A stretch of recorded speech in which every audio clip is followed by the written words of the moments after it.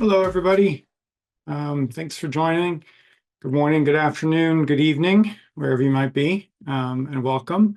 I hope you've enjoyed the summit so far. I'm Sean Michael Morris, Vice President of Academics at Course Hero, and it is my pleasure to welcome you to this session, Research and Writing in the AI Age, Tools and Strategies for Cross-Disciplinary Success, which will be led by James Hudson. We hope the session will inspire you to share ideas with one another, and throughout the session, we welcome comments and feedback in the chat. Please do use the Q&A function in Zoom to submit questions to our speaker to address.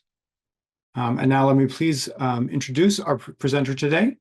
Dr. Hudson is a lead XR disruptor and department head of art history and visual culture at Lindenwood University. In this role, he was instrumental in establishing the Immersive Arts and Culture Hub and XR and Gaming Lab that serves the whole campus population. And he heads up the VR Champions to integrate the use of immersive experiences across all programs so that all students get an equitable education and the same experiences regardless of background. Dr. Hudson also heads the AI Initiative and the AI Ambassadors, overseeing numerous studies on the integration of AI into all majors and teaching students how to future-proof themselves as emerging technologies disrupt higher education and our daily lives. Welcome, Dr. Hudson. The stage is yours. Thank you so much, John. Let's see. All right, I'll go ahead and share my screen. Thank you for joining us today from all over the world. It's just amazing. So hopefully we'll be able to share different strategies that will be relevant for everyone, and everyone will have something to take away, regardless of your level of experience with research and writing with these tools. But I will start by sharing my screen. And we will be dropping various items into the chat so everyone can follow along, because we want this to be an interactive session. And so as far as how you can access what we'll be talking about, which will be the most popular AI synonymous, interestingly enough, in research and conversations with AI, that's ChatGPT by OpenAI. We have the slides that Sean just put in the chat as well, so you can follow along. We will also be talking about Perplexity AI. So those are the two main tools that we'll look at, and then we will review Claude and then Google Notebooks briefly at the end and give you plenty of resources to move forward. So if you want to follow along and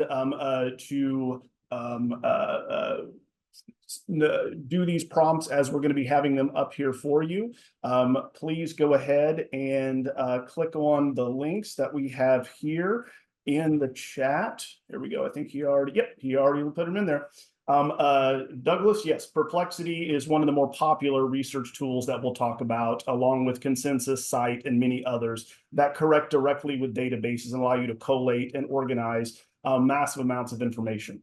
So if you already have one of these accounts, which I'm assuming, given the latest report that I just saw from Ithaca S&R, they shared with me just a moment ago, we have roughly 74% of higher education professionals state that they have used this in some sort of instructional way in their classes over the last year. So the data I'm going to share may be a bit dated, so I'll share that in the latest report with you. So as far as our housekeeping is concerned, I'm going to be going through some different strategies, step by step, of how to use these tools, from developing your own voice, basic prompting, to using it for research, and then collating information. But we don't have enough time to get into other topics such as academic policy and regulation of AI. I have plenty of resources that are in the slides that Sean just shared as well, that will address what other institutions are doing when it comes to policy. I can also send it to you directly if you want to email me at the end of this session. But in the meantime, I would like to get a sense of how familiar we already are with using these tools for research and writing. So if you would, we'll take a moment. You can either use the QR code or the link. Can we put the link also in the chat, Sean? Or you can type 1 to 5, right, as Anne just did here, right? So how familiar are you with using them for research and writing? And then I will see how those come up live here. Okay, less familiar. Getting that logged in. Okay, we have a few experts. All right.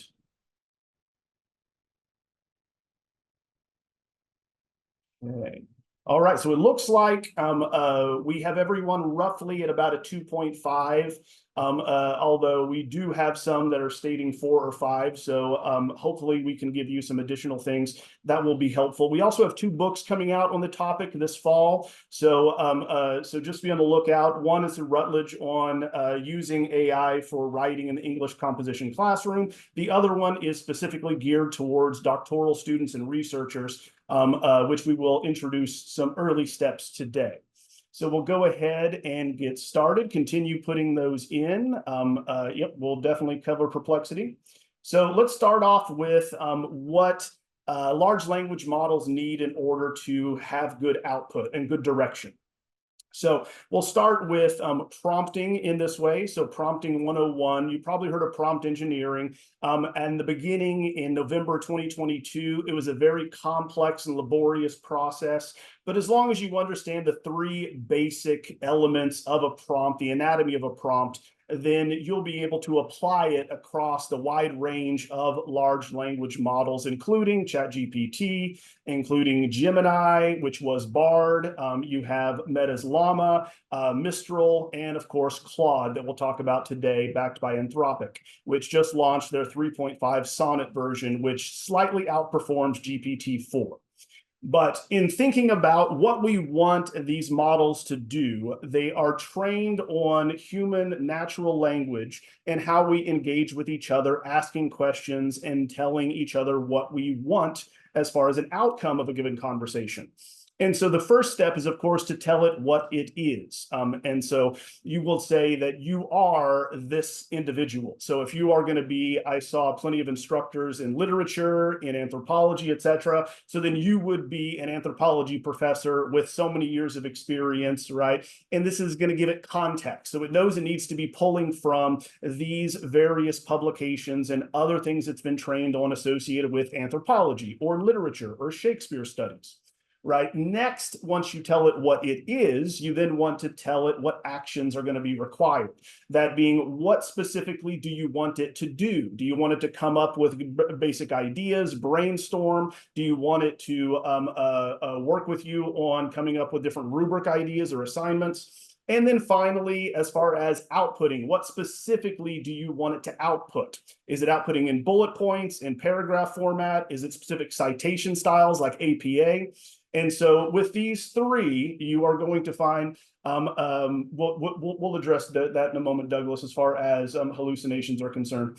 But we'll try this. So if you would like to, you can pull up your GPT. And just to give you a first example of what we're talking about, here we go. We will start a new chat. So as always, anytime you're going to be working with any of these large language models, you want to ensure that whatever the topic is remains in one chat. So you'd want to start. I see that the prompt was already put there. Thank you, Sean. So we will have a prompt. Feel free to change it and modify it however you would like. So you're an English professor, you're an anthropology professor, you are a biomedical researcher, right? With how many years of experience in your specific field. So we said who, you are going to be researching the impact of, I just put a placeholder here, the impact of AI in research and writing.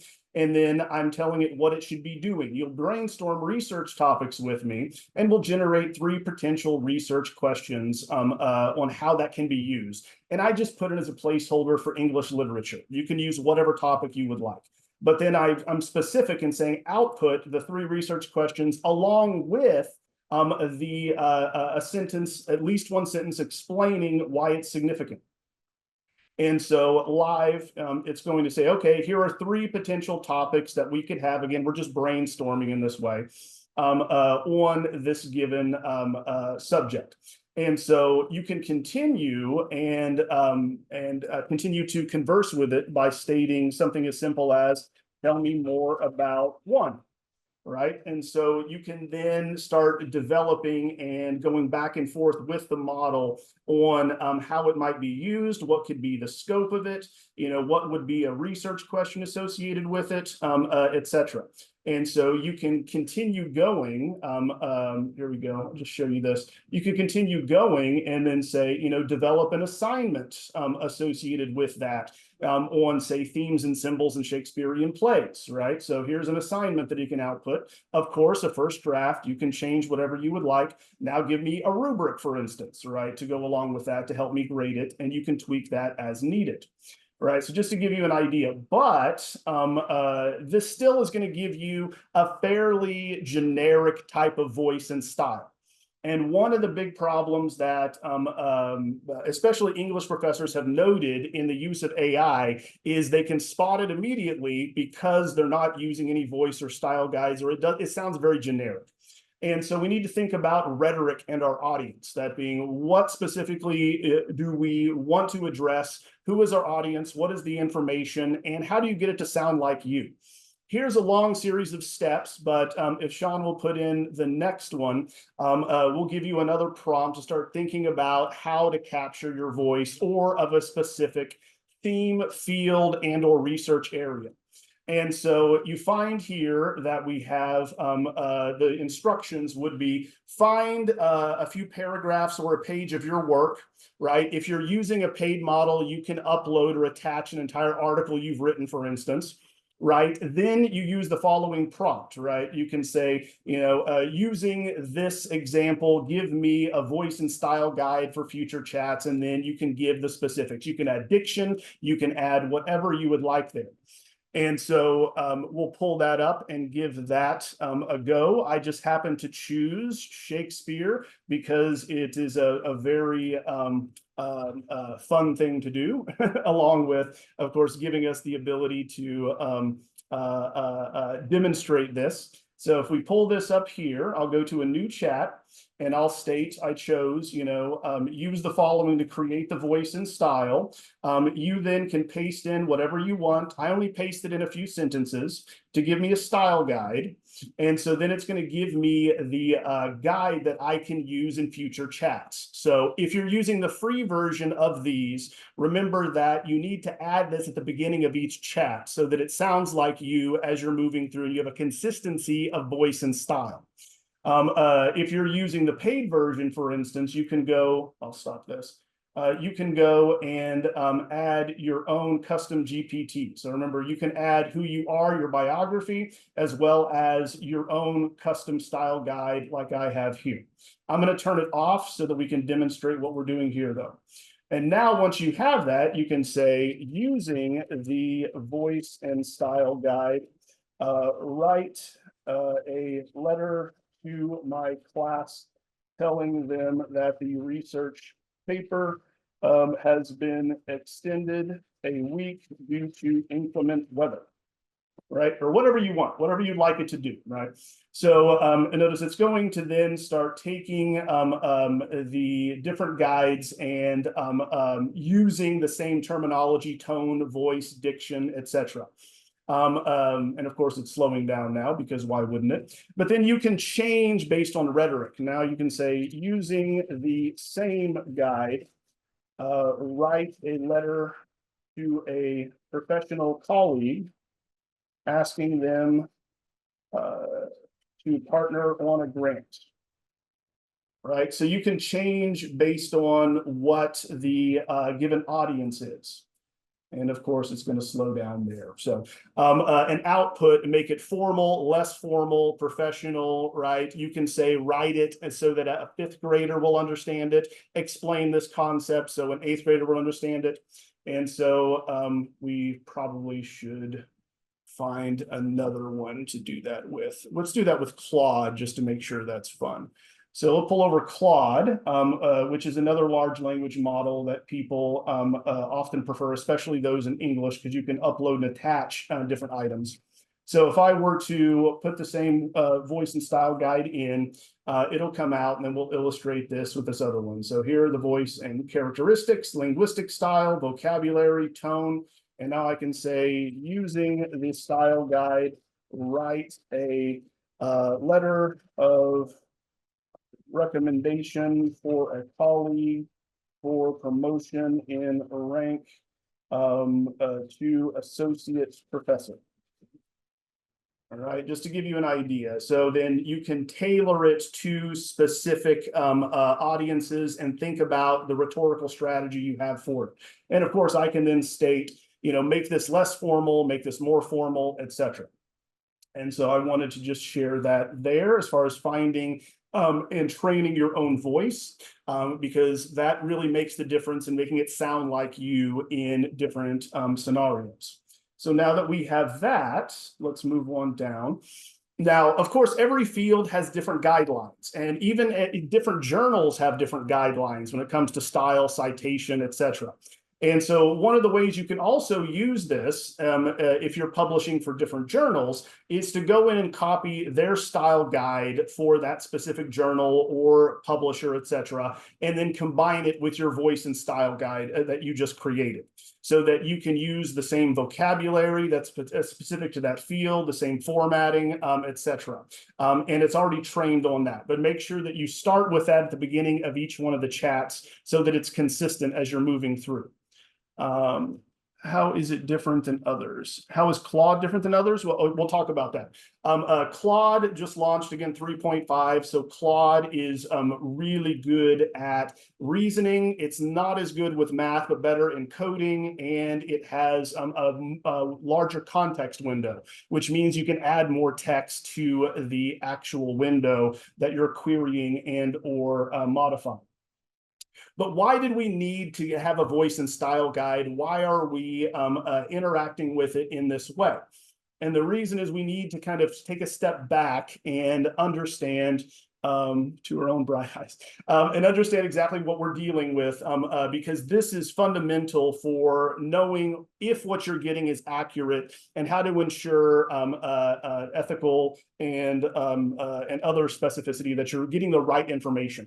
So remember that the large language models people are most familiar with came on the scene November of 2022. They were trained on the internet up until the previous year, but it did not have access to databases, nor is it like Google. So instead of going to Google or a search engine, Bing, etc., and asking for a link that it's pulling from, if it asks a question, it's going to, if it doesn't have the information, answer it anyway, and often incorrectly. So for instance, to give you an idea, if I go back to 3.5 here, which is the free version, and then I say, what did I do for summer vacation last year? Okay. Again, it wasn't trained on that. So it says, you can't, could you tell me what you did last summer? Right. So it's another time it's going to make up this elaborate story because it doesn't know. So, so we need to be aware of what it's trained on, where it's pulling the information from.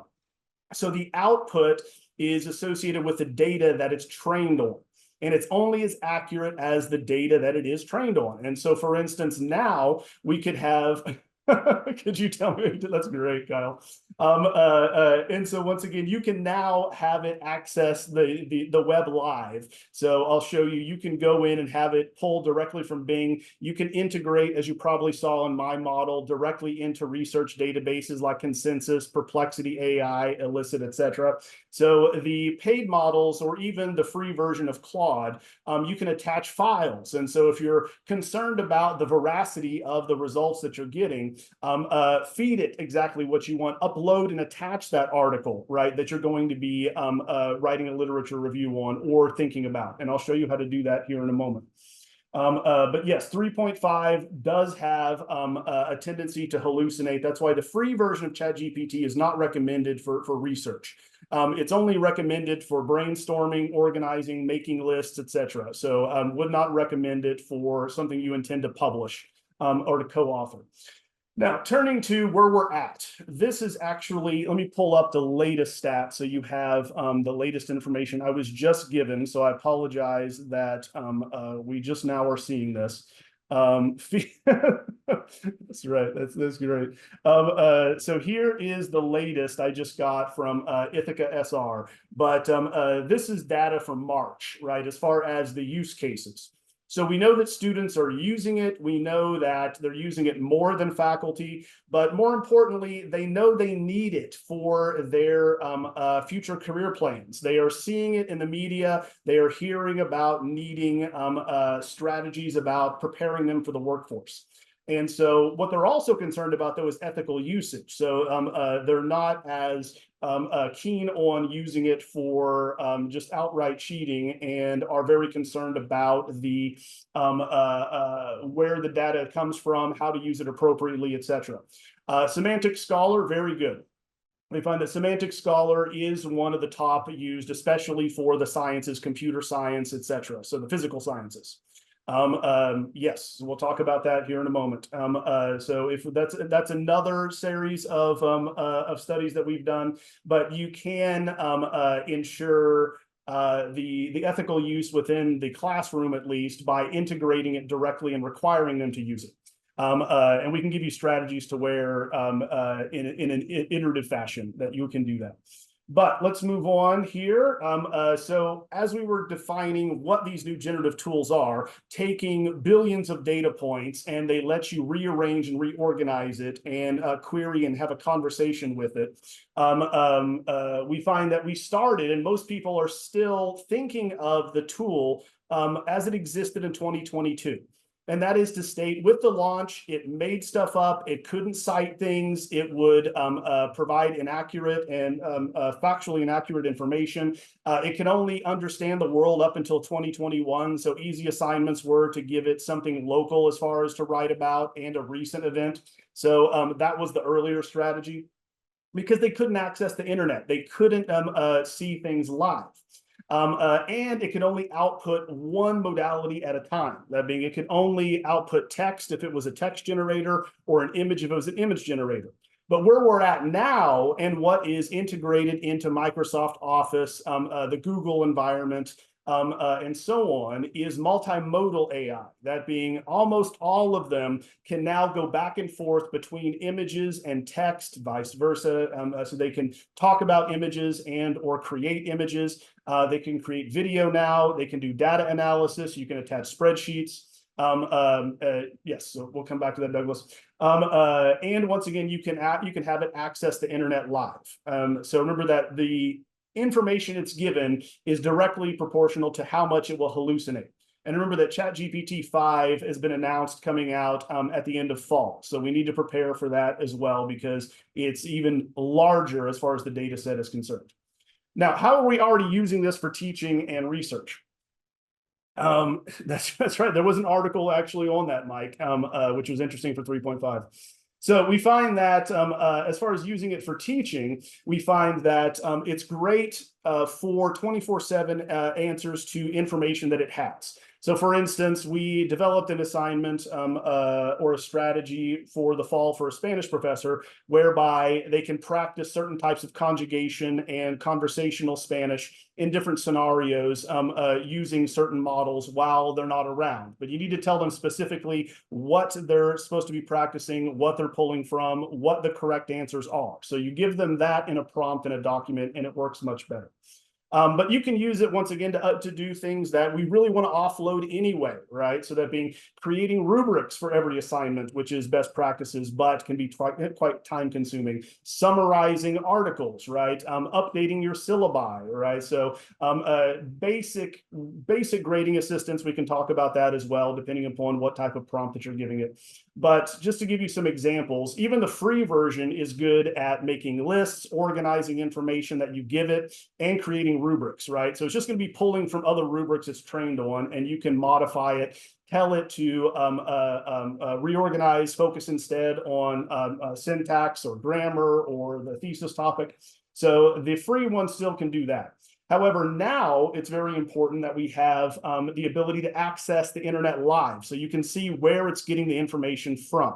So you're able to actually see and fact check what it's doing here.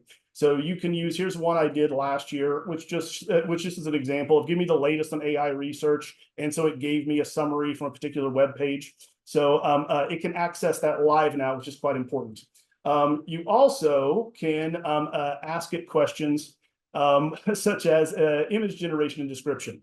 So this is really nice if you are going to be trying to teach something, since my discipline is art history, trying to understand formal analysis and what things, it's $20 a month for most of these models.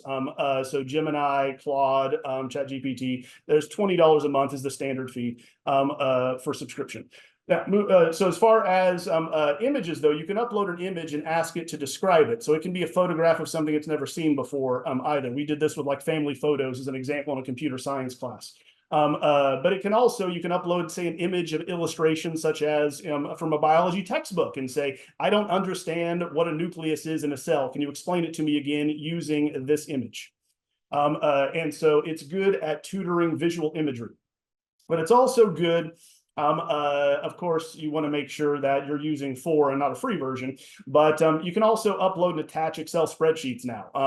Claude 3.5 is exceptionally good at this for financial data. It was just shown today. But you can also do simple bar graphs, pie charts, etc. If you have data that you need to visualize. This saves time, for instance, if you don't want to go through and learn Excel pivot tables. All right, so as far as the lay of the land is concerned, we want to look at the difference between the types of tools and what they do. So large language models likely is going to be a tool that you want to use when generating text, is what they're generally designed for.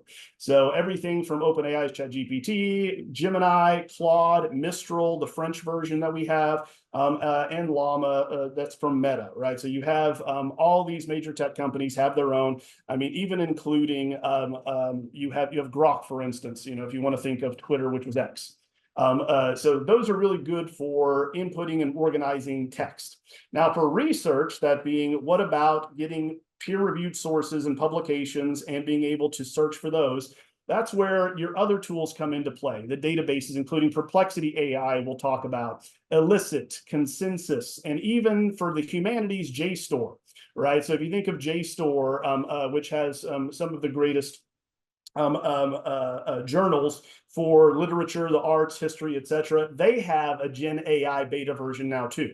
So every major database that has academic publications will have one. So as far as the images, you want to make that. DALL-E is built into ChatGPT 4, as well as Copilot for Microsoft.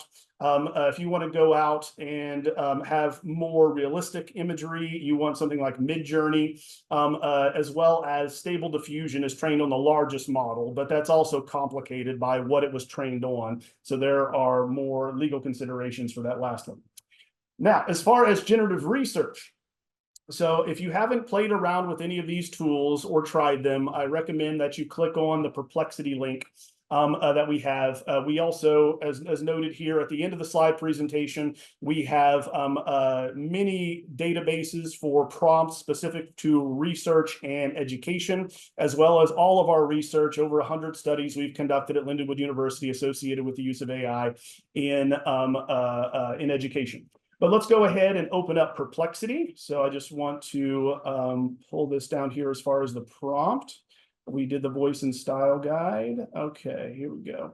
So Perplexity is good at finding the latest research on a variety of topics. Now, I should state that here, I'll pull Perplexity over here and we'll start it over. I should state that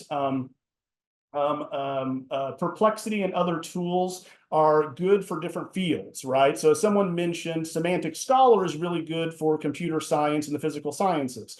JSTOR is going to be better for the humanities and the arts, right? Perplexity is a fairly well-rounded one. Consensus as well has a lot of social science research. So, so you'd want to focus on those aspects. Let me pull up a new one. We'll say, the prompt, I believe, that we have in here is just going to be, what is the latest research on X, right? You can put in whatever you want. And so I just happen to put in AI and research and writing, right? So, so it's going to summarize the various publications that it has access to. Oh, good. Yeah, philosophy. Thank you, Douglas. It's going to summarize and cite so you can see what they are here, where they're pulling it from, what the publications are, what is out there on what has been published on the topic. But you can also continue in various directions with other related topics, right? So you can say, what are the most, someone asked this, what are the most popular tools for researchers today? Right, so that's the next one that comes up. So you can say, you know, Google Scholar, Semantic Scholar, Cite. I do recommend looking at Cite. It is amazing because it will show you not only how much something has been cited, but in what journals and or monographs, and whether the individuals were agreeing or disagreeing with their point. So you can see if their thesis is generally supported with their research, or if people are trying to refute it. So it's a very helpful thing there. Elicit, so on and so forth, right? So then we can do that to find out and get an idea of where things are going.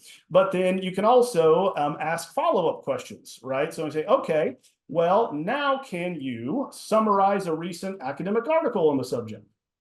And again, these are just examples. You can go as specific as you would like. Oh, yes, you do. There we go. Thank you. Okay, there we go. Recent research. Okay, so it's giving me the trends. Now I wanted to say, okay, so write me an introduction. Now, so very good, right? Exactly.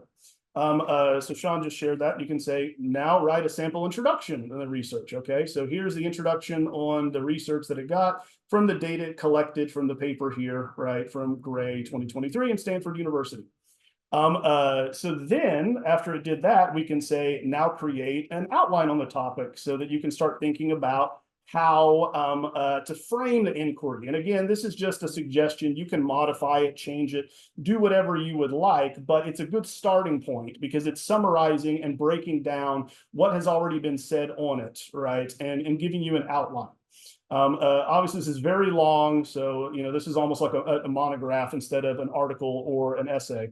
But then we can also follow up, and it can do more than just summarize or output. It can also output tables. It can come up with, you know, various research methodologies. I can attach things and have it, you know, look for similar subjects to that particular argument, article, etc.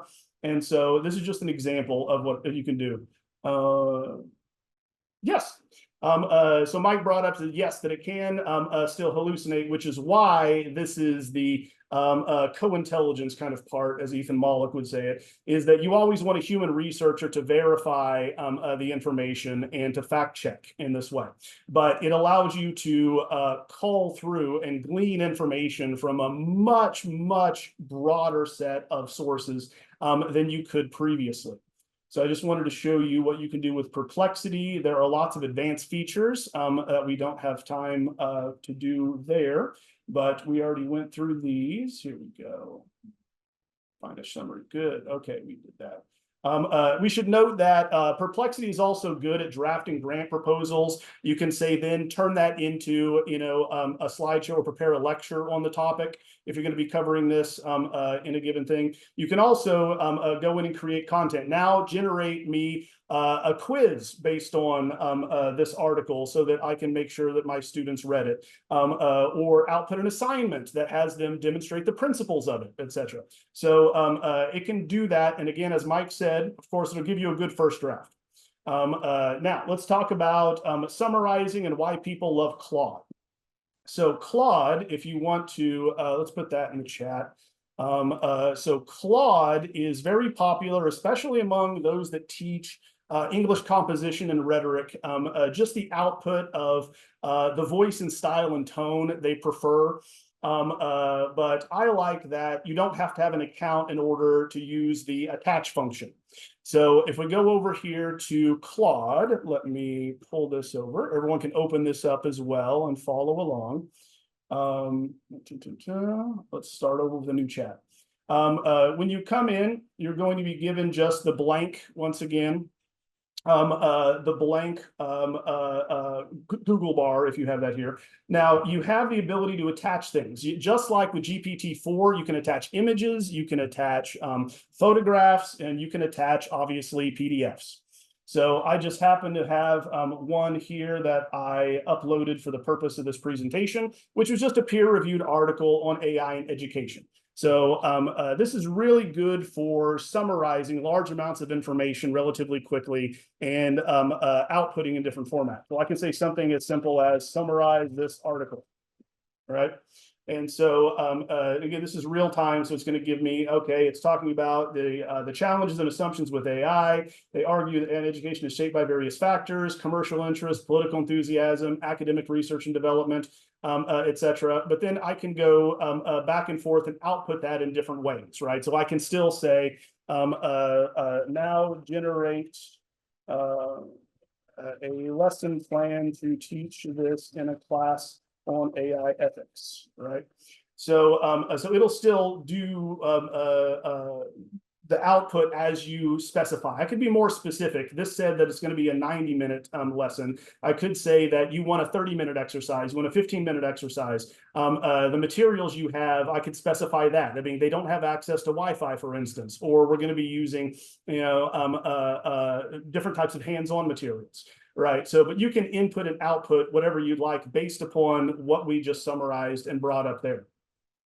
So I just wanted to show you what you could do with that. Oh, I'm sorry. Let me go down here. There we go. Now, one of the things that is limiting in AI research previously is that, yes, the formatting doesn't transfer. So you do have to clean up the formatting, Douglas, you're right. Unless you specifically tell it how to output as part of your style guide, right? So I have specific things I tell it not to do and to vary sentence structure. Anyway, but the limitation we had, though, was we could still only upload one document at a time and ask it questions about one document. This is where Google Notebook comes in. So instead of being limited to one PDF, you can go in, and this is the free version. Remember, so I did not pay for this. So you can go in and use this. So Google Notebook allows you to upload many PDFs, right? And then you can ask it questions. This just happened to be what I had in one random one, which, one of my students was writing a master's thesis on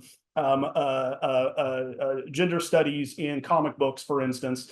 And then my other books on creative convergence and AI and art, etc. So I just asked it for what are the common themes, that we have here. So I said, find common themes and the sources attached. And you can be more specific, that being, when was this specific person mentioned, or this topic, or this argument? And it'll go through all of them and collate it for you and tell you where that is.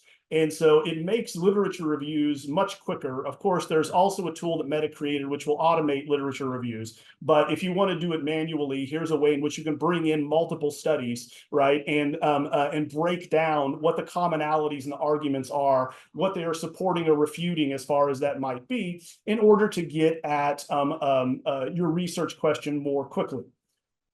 Okay, now I want to leave questions here. Early apps. Okay, let me see what's going on there, Karen. So all of what we discussed is coming from studies we've done over the past 3 years in AI across all disciplines. I want to make sure that the link and the slideshow is shared. You have it here. There's nearly 100 of them. We have more books and studies coming out each week. And so I just want to make sure you have access to different fields, how it's applied across different areas, and different strategies. So I want to stop there and make sure we have time for questions, but feel free to reach out to me as we're going through the question section at jhudson@lindenwood.edu. I'm happy to share specific things because I know different fields have different interests in what types of input and output that they would like. So I'll go ahead and stop sharing and we'll go to the Q&A. Okay, let's see. Here we go. Okay, here we go. All right, so the Q&A, looks like the first one, the market feedback and capability of specific AI tools, being able to comprehend prompts from that's a great question.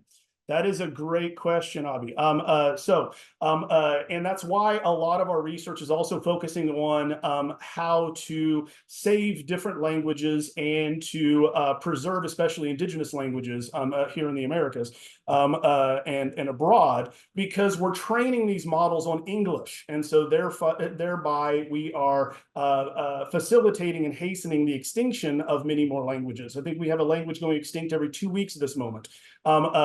So you're right. The further away from Indo-European languages the prompts are, the less accurate they are. And so that is absolutely true and needs to be addressed. How can we restyle an already write text into a specific magazine style? Barbara, copy the magazine or text from the magazine and ask it to output a style guide based upon the intonation, vocabulary, formality, informality, playfulness, whatever the different elements are, and it'll give you that style guide. How does Semantic Scholar deal with MDPI publications? Interesting. So Semantic Scholar will bring up what is published in MDPI, which is considered peer-reviewed, but you have the ability to say only pull from specific journals and run it again. So if you don't want them to use specific sources or specific journals or publications, you can specify, only give me, Q1 journals or whatever you would like to say, or only pull from this specific journal that I want them to understand the latest scholarship from. Okay, and I think there was more. Here we go. Have you or others engaged with this product from OpenEd? Oh, yeah, that just came out as far as ChatGPT for education. It has some functionality which kind of is built-in templates and other prompts that are useful. Honestly, if you understand the basics of prompt engineering that we were discussing today and know what you want, you'll be able to find it. And so if you say, I want, an assignment, or I want a research question that's going to deal with this topic, I need to have this information researched, and I want this to be the output. As long as you know what you're looking for, you don't have to learn all these additional prompts and or other AI tools. They're very self-sufficient, and it's whichever one you choose. I don't promote one over the other. Just get familiar with one that you like, right? The user interface and the output and how it works for you. So if you like ChatGPT, just use that. If you like Gemini, just use that. If you like Mistral, that's great. If you like Claude, like a lot of English professors do, just use Claude. You don't need to memorize them all. It's unnecessary, and they're becoming more and more interwoven and multimodal. So the fact that we have to go to a different site in order to pull down research on Perplexity and then pull that into something like Claude to get insights and reformat it, that bridge is going to be closed because they're going to give you access to each. And in fact, in ChatGPT 4, you can do that. You can say, use this database and find information the latest associated with AI in education. And so it'll output that and then give you the citations, which you can verify. But I haven't used it as much. I'm sorry, Liz. How does Grammarly work? It's an AI. Yeah, Grammarly is an AI which we have accepted for at least the past 10 years in English programs across the nation in North America as a way in which to help people reformat and clarify their intent when it comes to writing. So that's why AI detectors are so dangerous, is because they pick up things like Grammarly, which disproportionately impact and target non-native English speakers, international students, those with neurodivergent conditions. And that's going to be everything from dyslexia, dysgraphia, autism, ADHD. So, but yes, Grammarly is an AI that helps reword things to be grammatically correct. Can the link to the source for other data on the state of affairs slide be shared? Oh, of course. Yeah, that's perfectly fine. Yeah, we shared that. Email me, and I'm happy to give you all that data. That came from EDUCAUSE and a Pew poll, so I can give that to you. How to avoid plagiarism when using AI tools? That's a great question. Because plagiarism, by definition, I have an article I have out, which is going to be called Rethinking Plagiarism in the Age of AI. So this is the next stage in the evolution, much like we went from writing by hand to typewriters to word processors to, you have a high school student who writes something and they says, you spelled conscience wrong, and it corrects it for them. It doesn't mean they know how to spell conscience, but they're using tools to help them. And so as far as plagiarism, yes, so plagiarism doesn't fit because it's nearly impossible to output the exact same thing word for word, right, from a source that you're bringing over. But it's good for understanding the sense of what people are arguing, what what data they're using, what results they come up with, etc. So the best way to avoid plagiarism from a teaching and research standpoint is to require people to use it and understand how to use it. And as was mentioned, to see how you can verify the information as its output, because ultimately we as researchers are responsible for the information that goes out. So it doesn't matter how it came to be there. You're still, the buck stops with you. It's still your work. And so, but that's a long conversation as far as plagiarism. Specific AI helps for ancient history. Yes. So Bill asked about ancient history. As a matter of fact, there's an LLMs at the Munich University in Germany were able to translate previously untranslatable cuneiform tablets and linear A from prehistoric Greece. And so if you have a large enough data set, it's able to make these advances. So for instance, it decoded a scroll from the Library of Alexandria. And you find that we now know, thanks to AI, that Plato was sold as a slave after the Peloponnesian Wars, and we know where he's buried now. So yes, it does help with ancient history. I don't know how many questions or how much time we have left, though. You tell me, Sean. We are just about done, actually, James. You are running through these questions so fast. That's really impressive.